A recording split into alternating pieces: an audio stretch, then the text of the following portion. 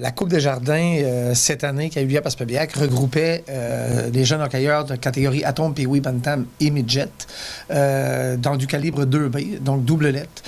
Ça regroupe des jeunes Atomes donc autour de 9-10 ans jusqu'à 18 ans. Cette compétition-là leur permettrait d'avoir le laissez-passer pour aller à la Coupe Dodge, qui est le championnat provincial qui se dérouleront dans la fin de semaine du 17 avril prochain en Outaouais. Alors, on a reçu des équipes Atome, Pee-Wee, Bantam, Midget des secteurs Forillon qui est la région de Gaspé, la région de Chandler, Grande-Rivière qui est le secteur Rocher, la baie des Chaleurs qui regroupe les jeunes plus du secteur Passepébiac jusqu'à Nouvelle, et enfin, bien entendu, les îles de la Madeleine qui viennent nous voir, eux, à tous les 4 ans. On regroupe à tous les 4 ans. On se déplace de zone. Alors, compte tenu qu'on est à Passepébiac cette année, la prochaine édition pourrait être environ dans 16 ans. Alors, c'est quand même majeur comme événement. Lorsque ça arrive chez nous, c'est un événement qui rassemble beaucoup de gens de partout. Juste en fin de semaine passée, on recevait au-dessus de 350 personnes qui venaient en provenance des îles de la Madeleine. Alors, déjà là, c'est quand même beaucoup. Donc, c'est un impact, si on veut, un peu socio-économique parce que ça fait beaucoup d'achalandage dans la région. Louer des maisons, louer des chambres, bien entendu, toutes les chaînes d'hôtels étaient remplies. Et sur le plan économique aussi également, c'est un impact majeur. C'est un impact majeur parce qu'au niveau de l'hébergement, au niveau des hôtels, au niveau de la restauration, au niveau de tous les marchés d'alimentation, que ce soit les pharmacies, que ce soit les dépanneurs. Alors, on crée un achalandage qui est quand même important.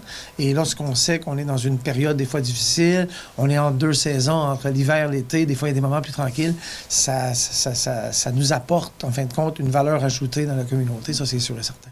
L'événement, en gros, ça a été une préparation assez laborieuse. On était un comité de 16 personnes qui était chapeauté par le président de ça, qui était M. Christian Grenier, qui, soit dit en passant, a été un chef d'orchestre assez extraordinaire.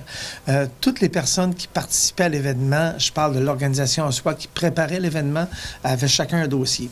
Alors, si on fait un survol de ces dossiers-là, je peux vous dire sans inquiétude que le résultat partout a été excellent. On n'a eu que de bons commentaires, que ce soit sur le plan de la sécurité, l'alimentation, l'hébergement, les soins de la santé, au niveau des communications. Et là, je ne voudrais pas en oublier, OK, même au niveau des statistiques, le registrariat, et ainsi de suite. Ça a été vraiment comblé à tous les niveaux. Vous savez, une organisation dans une communauté, là, on a peut-être une quinzaine de personnes qui y travaillent, mais lorsque l'événement commence, ça va plus loin que ça. On avait 200 bénévoles. Ces bénévoles-là, ils faisaient partie de notre organisation quelque part. On a vu en fin de semaine l'intérêt qu'il y avait par rapport à l'événement. C'était beau à voir parce qu'il y a même des bénévoles, des fois, qui nous demandaient s'il n'y avait pas d'autres choses à faire.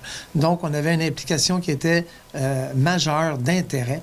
Et, soit dit en passant, l'infrastructure dans laquelle on a travaillé était à la fine pointe, si je parle du complexe sportif.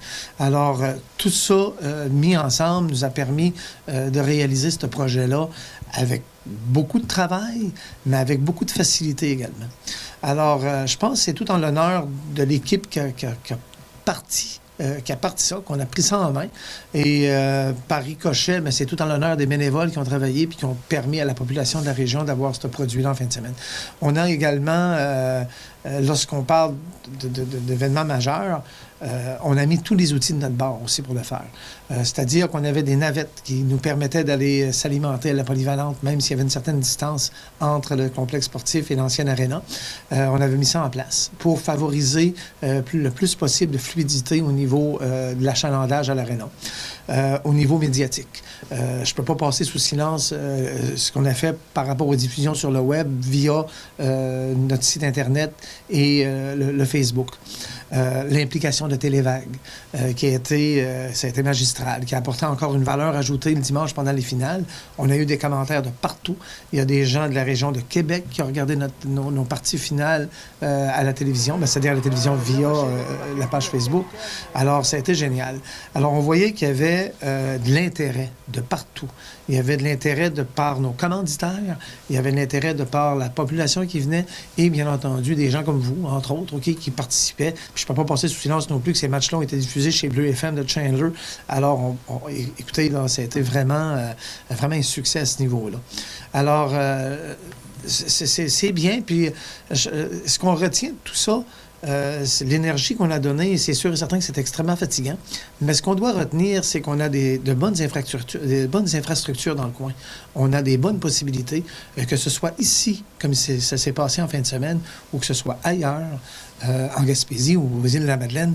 On a les moyens, je pense, d'offrir des produits de qualité à la population. Alors, c'était un succès. Je pense qu'en terminant, on est heureux d'avoir réalisé ça. Je pense qu'on est en mesure de dire que c'est une mission accomplie et que les gens de partout, dans la baie des Chaleurs, vers la côte de Gaspé, que ce soit aux îles de la Madeleine, en ont retiré un souvenir qu'ils vont garder en mémoire très longtemps.